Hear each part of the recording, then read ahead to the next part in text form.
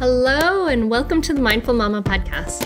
Here it's about becoming a less irritable, more joyful parent. At Mindful Mama, we know that you cannot give what you do not have.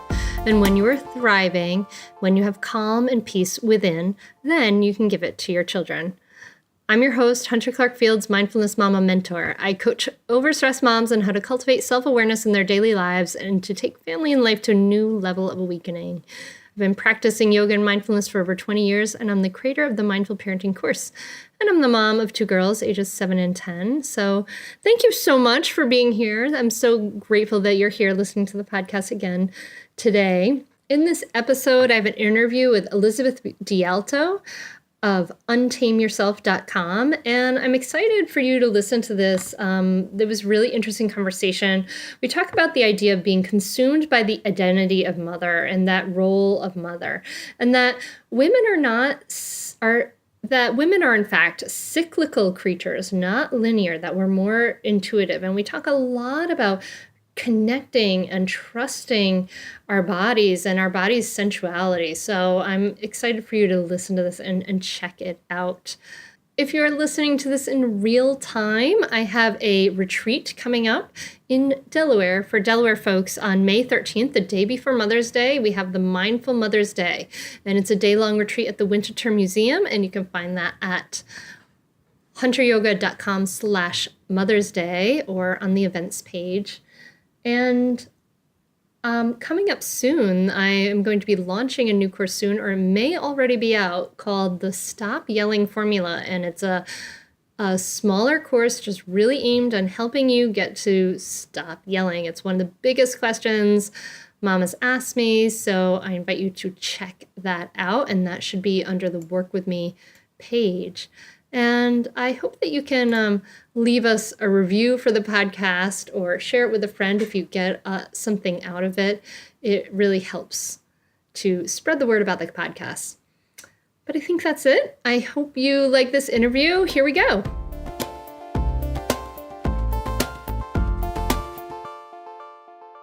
Welcome to Mindful Mama podcast. I'm so happy you're here today. This is an interview podcast, and I'm excited to talk to Elizabeth Dialto. And I've been enjoying Elizabeth's podcast for a little while. It's called the Untame the Wild Soul Woman podcast, and she's really known for her raw, honest, and grounded approach to self-help and spirituality. And she's the founder of this Wild Soul movement and Untame Yourself and host of the podcast. And she's a teacher, a leader, a speaker, a coach, and a trainer to groups and individuals. So welcome to the podcast, Elizabeth. I'm so glad you're here. Thanks for having me. Yeah. So I wanted to talk to you. It's funny, we talked to a lot of different people on the podcast, and it's called the Mindful Mama podcast, and this is a podcast for moms particularly, and I think you're not a mom, right? It's really funny. I certainly don't want to step on the toes of women who have birthed babies through their body and have children, but I don't mind sharing that I get thank you notes and happy Mother's Day messages every day on Mother's Day, because a lot of my work is essentially mothering grownups. That is so awesome. I love that. Cool. And I really appreciate that. And what I appreciate about your work, and I wanted to bring you on the podcast to talk to you about, is the emphasis you have on just diving right into sort of the name of the work you do, right? The Untame Yourself, and this idea of connecting and trusting to your bodies. And I wanted to bring you on because I really feel that when a lot of women become moms, there becomes this I'm really thinking about that sort of untame yourself.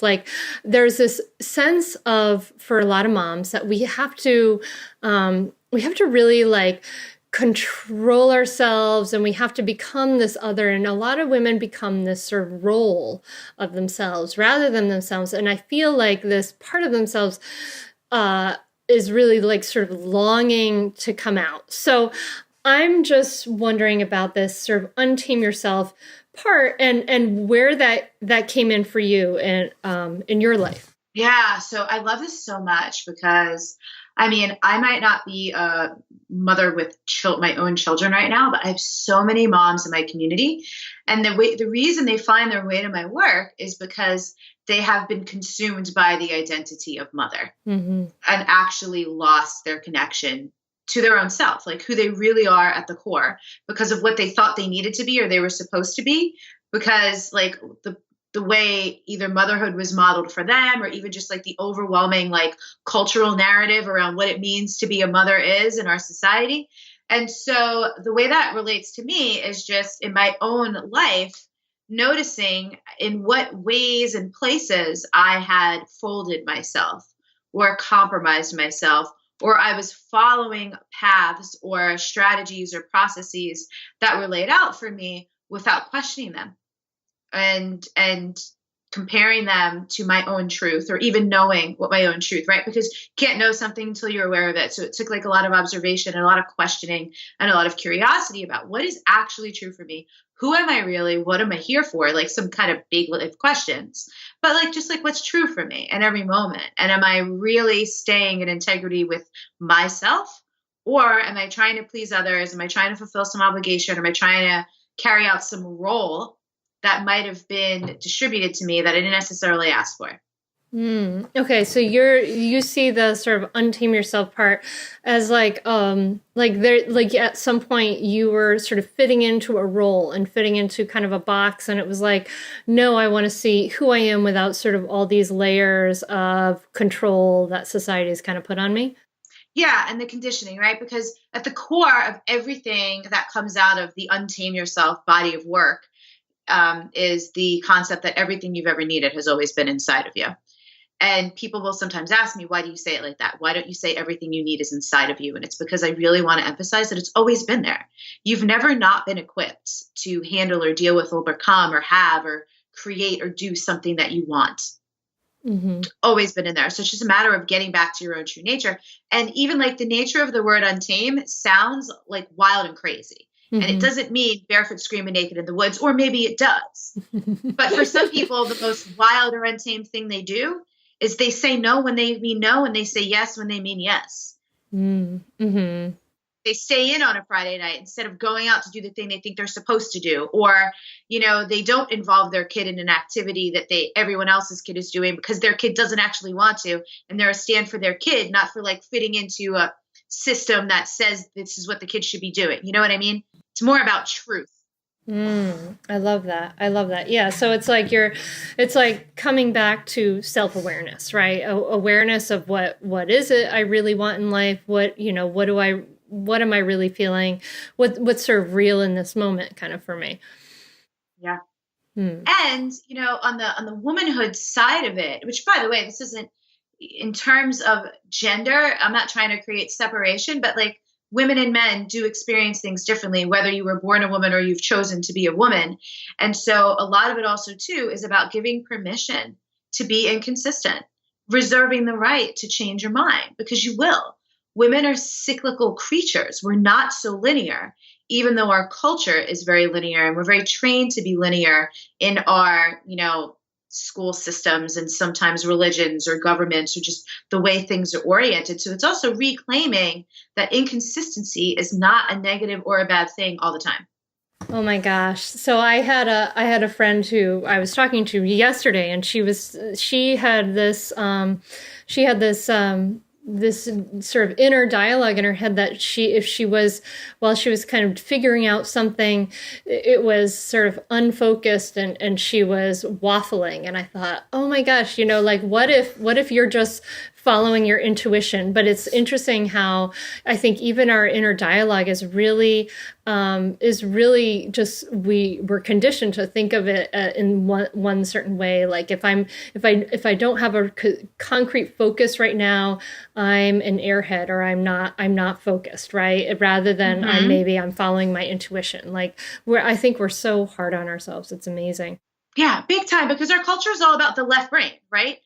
Being focused is left brain, following the rules, following the steps laid out for you, left brain, right? And the intuitive side, the creative side, the a little bit more free flowing and trusting and compassionate, graceful side, that's the right brain. So in your work, you are helping people kind of, because I love what you say, like, so you have on your website, you have women who are connected to and trust their bodies, hold the keys to a life of infinite joy, love, and possibility and freedom.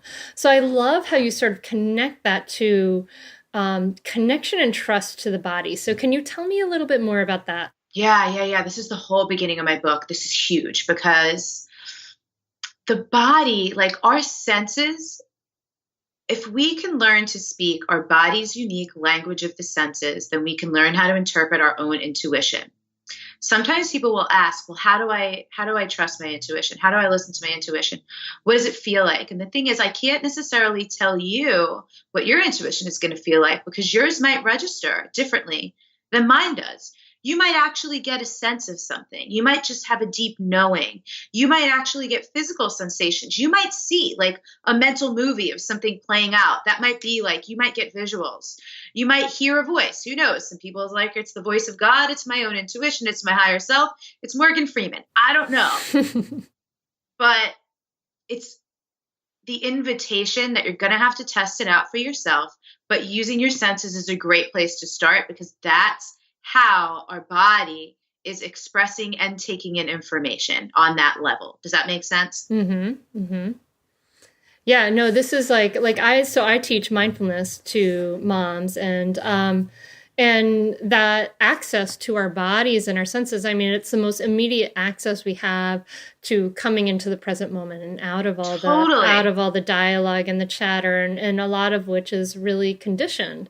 And then to come into our bodies is to come, it's uncomfortable for some people and it really can be hard and it can feel very uncomfortable for people.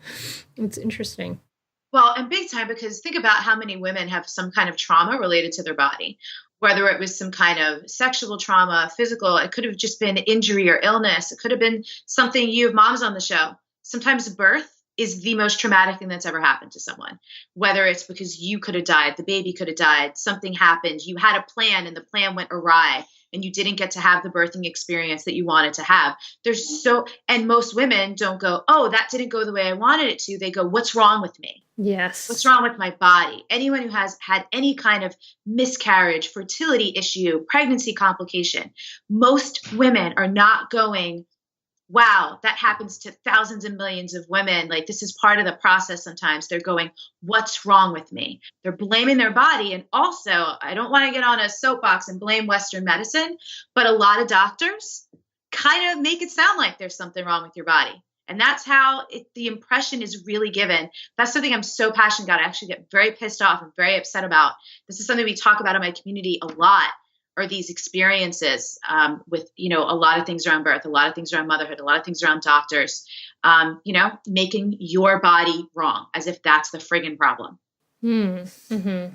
Okay. So yeah. So this whole trusting and connecting I really relate to this too, because at least for me, I feel like my own sort of journey to healing and to wholeness really, really started with, with my body, right? With that physical body, in yoga, they teach about these sort of the layers, right? And there's the outer layer and it kind of goes to that inner layer. And I could really see that in that pattern, right? For me, in college, or even in high school, I started healing through running. At first I was I was angry and I was running to Wu-Tang Clan and I oh my God, punching my little fists as I ran. And then eventually I started running without listening to anything and running mindfully. And it was my gateway into mindfulness. But this path of coming into my breathing and my body, at that moment, in the very beginning in high school, I had been in this, I'd been smoking pot and eating a bunch of cookie dough and having I had really some really intense, horrible, bad times. And it was to pull myself away from that, I came into becoming healthy. And then in college, it was running, coming into my body. And then it was slowly through yoga, more coming into my body and then coming into mindfulness and then deeper into sort of the thoughts and then finally to sort of breath and then, to a different sort of level. But I really think that coming into and having a better relationship to our bodies. I mean, because we are our bodies. We're not just heads that just walk around, like we think we are sometimes. We are not floating heads. One of the things that I used to say was get out of your head and into your body, because it really resonates for a lot of people, except I stopped saying that as much because it's both.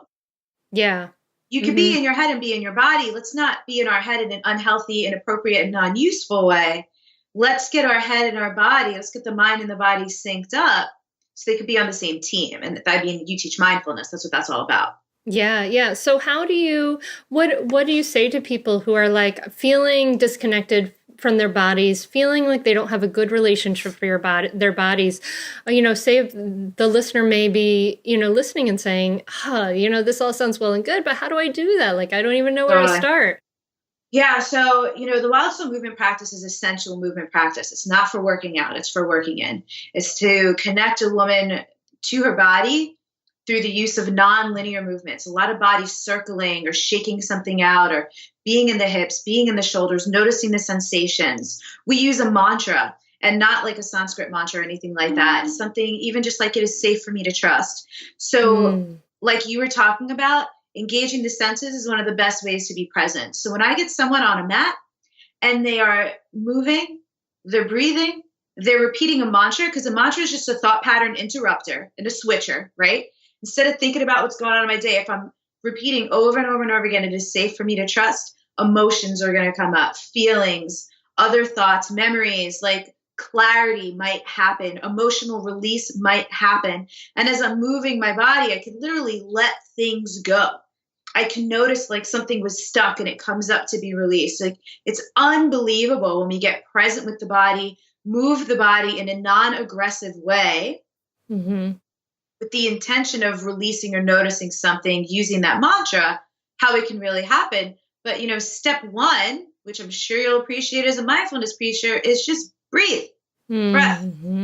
Just breathe and go a little bit deeper than you normally would. You know how many people, it's just like the shallow breath, they don't even think about it. But like, breath feels so good. One of the cues I give people a lot in Wild Soul movement is just like on your in-breaths, like imagine your in-breath massaging your insides. And imagine it like turning on or lighting up literally like every cell in your body, like a switchboard. And even just that one cue, that one invitation to like really be fully in your breath, in your entirety of your body, helps people to gain more sensual awareness of what's going on in the body, in the system, in the mind, in the emotions, and on all the terrain. Absolutely. Yeah. That deep, full breath, it like can take us right into the body a little bit more. I love that. I like the idea of,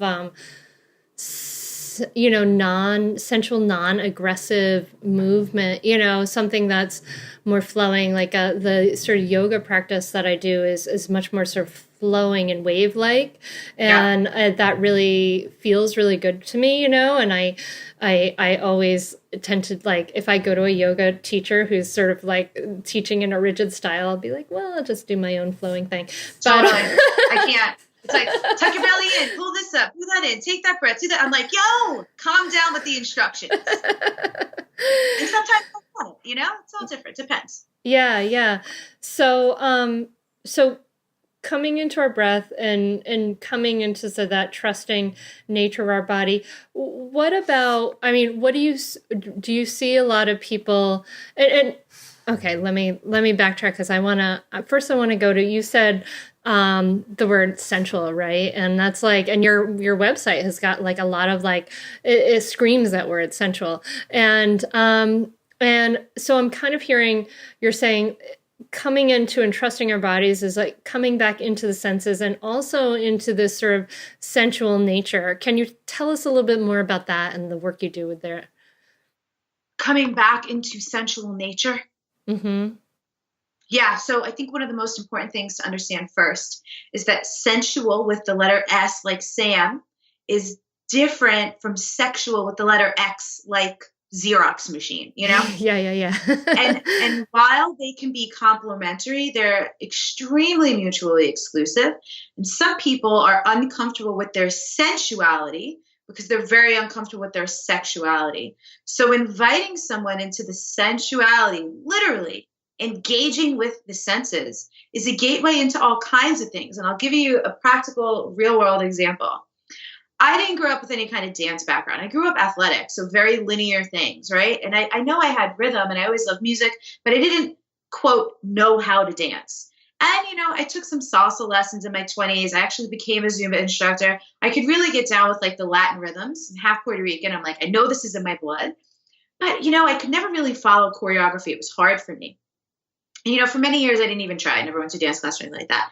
And then I started doing some pole dancing, and I took a big break from that. And like just the other day, I went to this dance hall class, and I just somehow, out of nowhere, I was following and remembering the choreography with ease.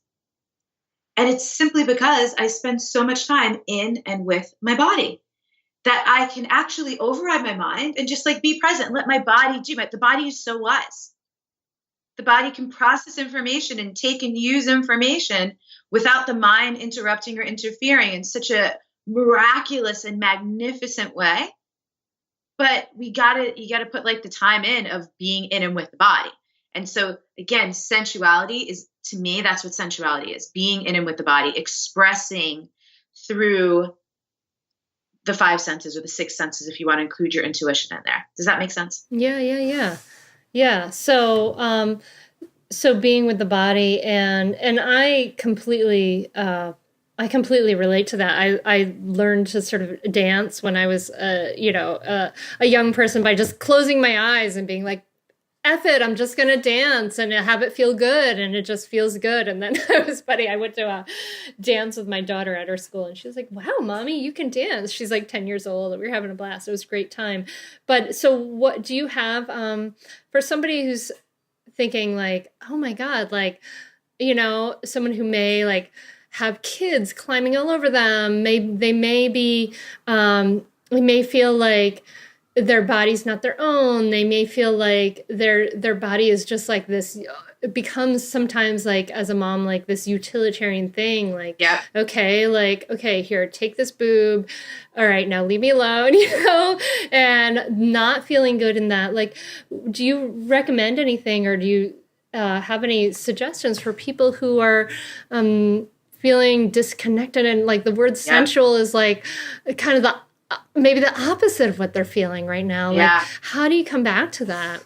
I have two things. I'll give the mild thing first for someone who just like maybe is a little too extremely apprehensive. Just hip circles. Circle your hips while you brush your teeth in the morning or before you're going to bed at night. And the reason why is to like get your attention like to a lower place in your body. But also it's just like one of the most sensual, creative places. Right? And literally it's the seed of creation. It's where the baby was created and where it came from. Mm-hmm. But it's also just like connecting with that area, with the womb space, with the hips, even if it's just through circling.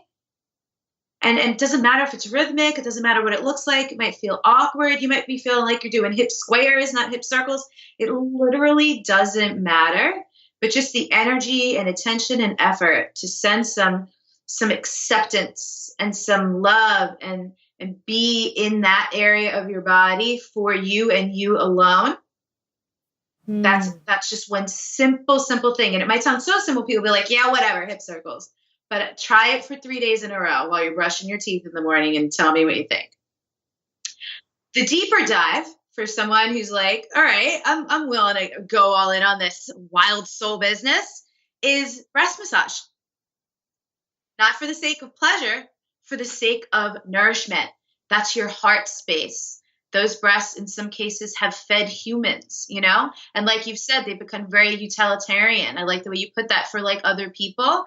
And maybe you've like literally lost ownership of your own breasts. And actually, if they want to try it, I have a breast massage video just on YouTube. If you go to untameyourself.com/breast massage, it should be it.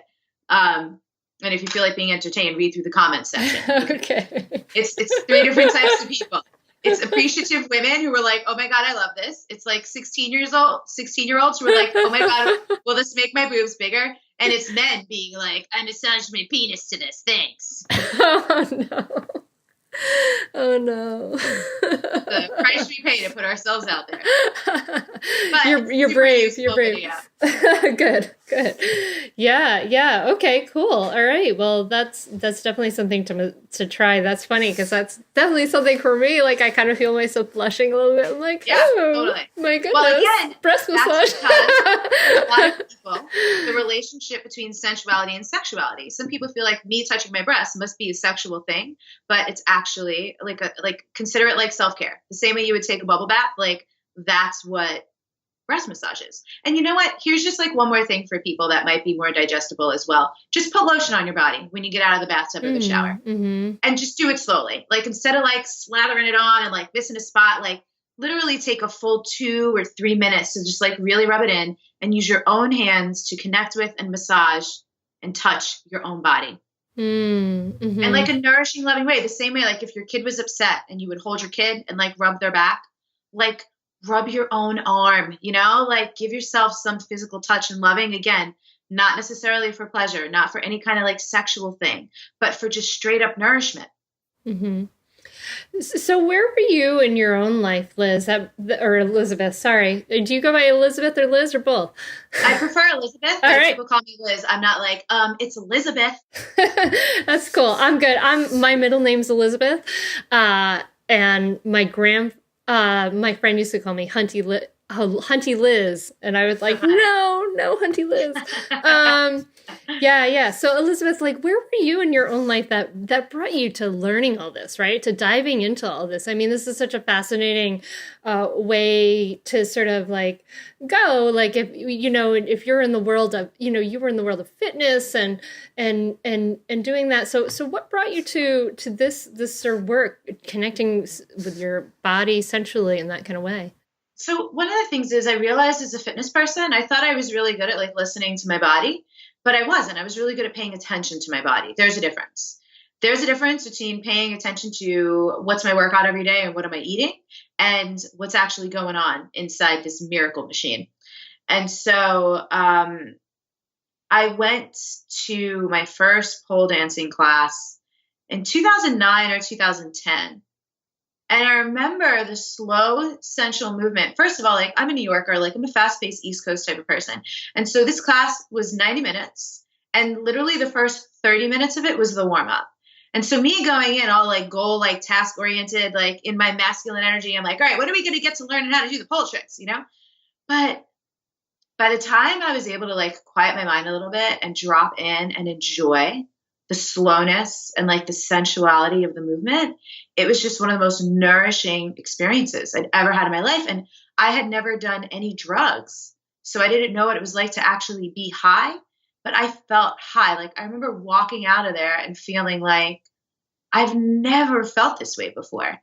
And so that like wanting more of that, wanting to spend more time with myself, with the lights dimmed, moving slowly, been moving 100 miles an hour my whole life, and feel myself and be with myself was just what really hooked me.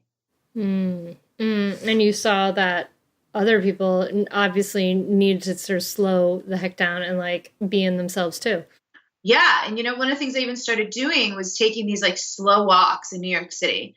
I put on a playlist with like slower music that like helped me connect to my sensuality, and I would walk slower. And it was so challenging at first to move so much more slowly than everyone else around me. And to this day, like that's one of my favorite practices. Sometimes I'll go to maybe like an ecstatic dance or some kind of like freeform dance class where like everyone's moving around, and I'll literally sit in the corner in stillness while there's essentially like chaos and movement all around me, and see how I can connect with myself while everything else around me is kind of like moving at a much faster pace. That's interesting. I mean, and that's also very much like aligns with, mindfulness is like slowing down, right? Totally. Yeah. I love what you say, like this idea of kind of like slowing down. And so I imagine there's a process though of actually becoming sort of aware, like bringing to light some of those things that make people feel like wrong and unsafe and ashamed in their bodies and selves. Like I imagine like many things the process of coming to healing, like in the body in this way, may go through a process of like bringing up and getting more familiar with the things that you've tried not to look at. Like that's a huge part, right? Because there's so much there's so much shame around women's bodies and looks and beauty of the external sense for all kinds of reasons. And there's so many different contexts as to why and where that came from. Okay, so yeah, just seeing that in all the different contexts. Yep. Yeah. I mean, I'm sure anyone who's listening is probably feeling, like recognizing that in themselves. I mean, like I completely relate to, like I remember, and it's really interesting to sort of think about that, like as a parent, because, like I really relate to. I remember when I was a kid, and this is not to like throw my mom down the bucket, down the hole or anything, but I remember her looking in the mirror and I remember her saying to herself, "Oh, I'm so ugly," Yeah. And it, it just makes me sad thinking about that because I absorbed that from her, and I remember looking in the mirror and saying to myself, like, "Oh my God, I'm so ugly," and just seeing that pattern sort of passing down the generations and how, it's interesting because when we come to the work that I do with women, a lot of parents, what we want to do is we want to like sort of like fix our kids, right? We want to fix them. Yeah. And we don't realize that it's us, like that our own healing and our own learning to love and have compassion for ourselves and heal ourselves is like 90%, 80% of the work of parenting well.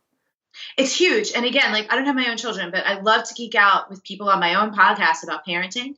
And that seems to be the common thread because listen, you can tell your kids things all day long, but how do they really learn? They really learn because they're watching. They're soaking you up like a sponge and they are so observant. So who you're being and how you're showing up and how you're behaving is impacting and influencing them far more than just what you say or what you say to them. Mm-hmm. Yeah, they're crap at doing what you say. Right, but start doing what you do. Yeah. Oh man, I can super relate to what you were saying. Like I grew up, like my mom has 3 sisters, and like I don't remember ever anyone not being on a diet when I was growing up, not having some level of like dissatisfaction or calling themselves fat. There was a beautiful post many years ago, and I don't remember who wrote it. But it was like written by a woman about like remembering the moment when she learned that her mom was fat and ugly. And basically the story was she just like looked up to her mom. She just thought her mom was the most beautiful person in the world. And then one day her mom turns to her when she's like 10 or something and says, "I hope you're never fat and ugly like me." And she's like, "What?" Like worlds crumble. And I also think, this is a perspective I never had because this just wasn't my experience growing up. I was always like pretty fit and athletic. But do you watch the show This Is Us? No, everybody's telling me about it. I need to watch it. Pretty amazingly done. But the storyline in This Is Us is that the mom is Mandy Moore. So she's like thin and beautiful and radiant and always getting like so much attention from people. And the little daughter is chubby. And so there's this one scene that I was like, oh my God, I can't even imagine that, where, the size of the little girl's shirt is large and she could barely fit into it. And the size of her mom's shirt is small. And even stuff like that, where we pick up our messaging about physical appearance and how we value ourselves based on that is just, it's a big deal. It's such a big deal. And I wish it makes me so frustrated because I really feel like, and I think about that, I don't really read any of those women's magazines anymore. And but I did. And I remember going through the process of realizing, becoming aware of how they made me feel and what sort of thoughts they put in my head. And I remember going to the gym at the YMCA and being like, oh, I'll get a cheesy magazine because that's like a treat to do while I'm doing my stair mill or whatever. And, but then really seeing the thoughts arise, like, oh, I should buy that lipstick. Oh, blah, blah, blah, blah, blah. And like the sort of layers of implied like judgment and not enoughness. And just realizing, thinking about the wasted human energy. Totally. I mean, like, there's a middle path for everything. Like, I'm fine. Like, I put on some makeup, like I like feeling good and looking beautiful. Yeah.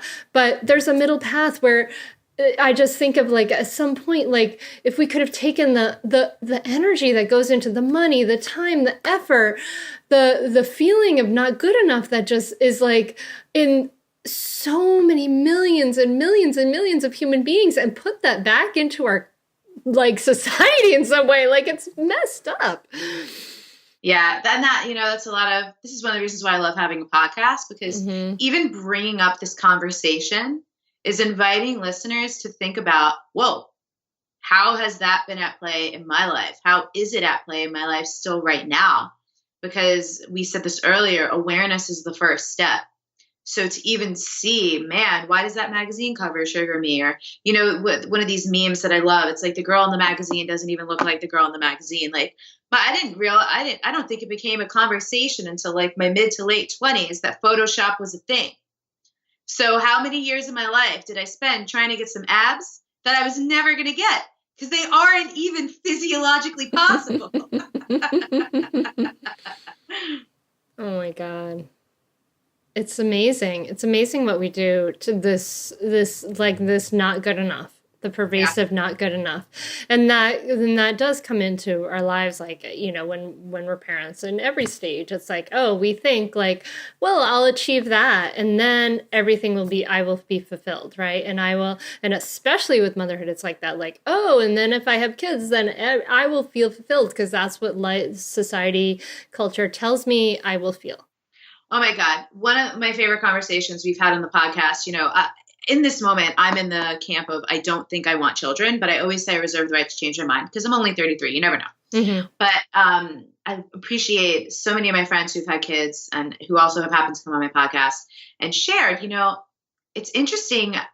Again, more shame for moms to absorb is how people just assume you're going to A, know how to have a baby, and B, know how to be a mother, when essentially you really don't have any training in it until it's happening to you.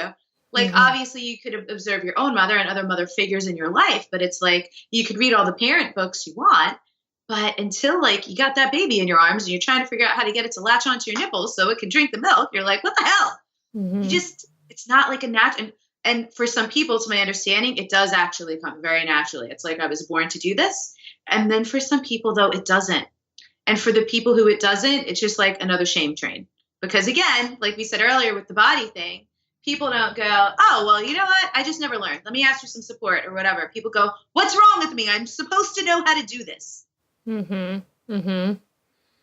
Yeah, exactly. And with everything. And then the thing is the problem is like going on, like, we perpetuate that cycle because we then shame and blame ourselves. We're like, oh, what's wrong with me? I'm gonna, I practice this shame and blame myself. And then we end up shaming and blaming our kids for things. And, it's like, and then they perpetuate it. It goes sort of down this line. Or each other, and blaming other moms, or thinking she's a bitch, or like all these things. It's like, man, how about we just be nicer and more accepting to ourselves and everybody else, and ask for help when we need it, and let people know when we're confused or unsure of how to do things? It sounds simple, but I know it's very challenging for some. Yeah, exactly. It is really challenging for some. So we talked a little bit, we talked about sexuality and sensuality, and trusting our bodies a little bit. But so in the work you do with women and things like that, what do you say to them then about that strong inner critic, that strong not enoughness? Like, what are some of the pathways that you talk about with your community with that? So one of my favorite ways of putting it, which I learned from one of my mentors, is that confidence comes from evidence. And that goes in either direction. So if you believe that you're not good enough and that you're not worthy, you are going to gain a lot of confidence in that, because you're going to find it everywhere. And if you're willing to just put one foot in front of the other and commit yourself to finding evidence that you are worthy, you're going to find plenty of that too. And sooner or later, the evidence that you are worthy is going to outweigh the evidence that you're not. And you can begin operating from that place instead.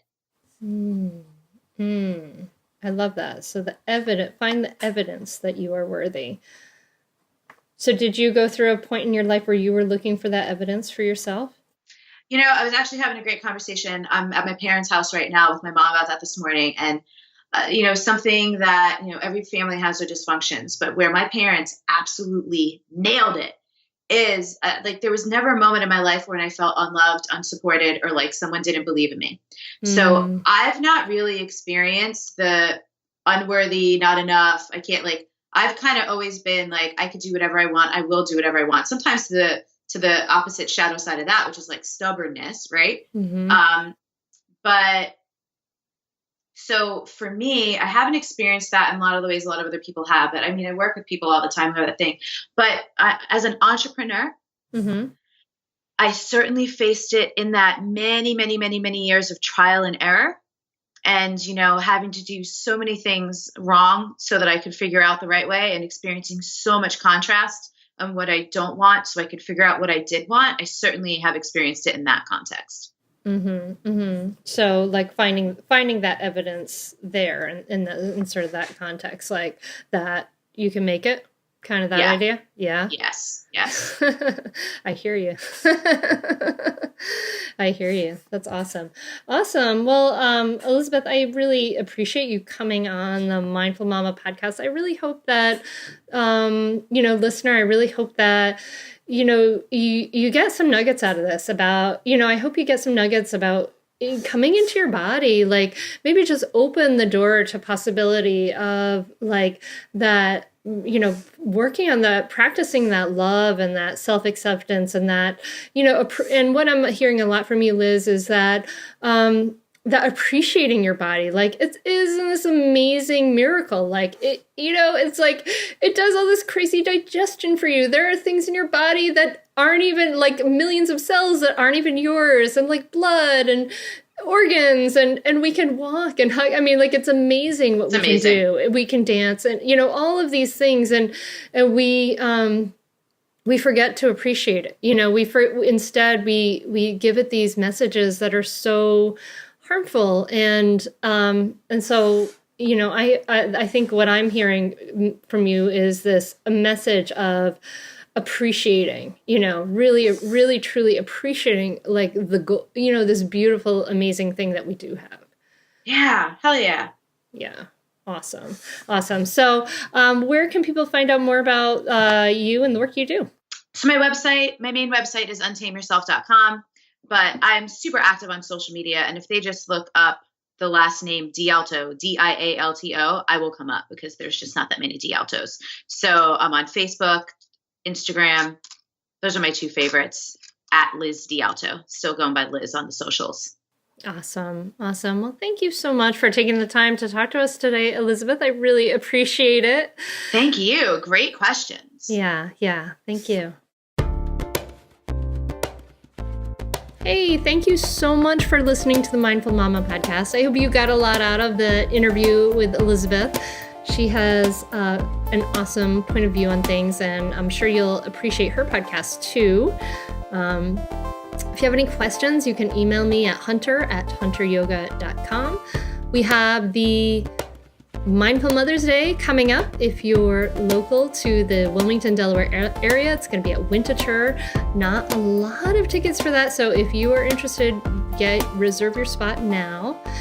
And of course, I want to thank William Fields for the music. Thank you, honey. Great job. Oh, and I want to thank Carrie R. Hawson for the 5-star iTunes review. She calls it the lessons in parenting I was craving, but I never knew existed.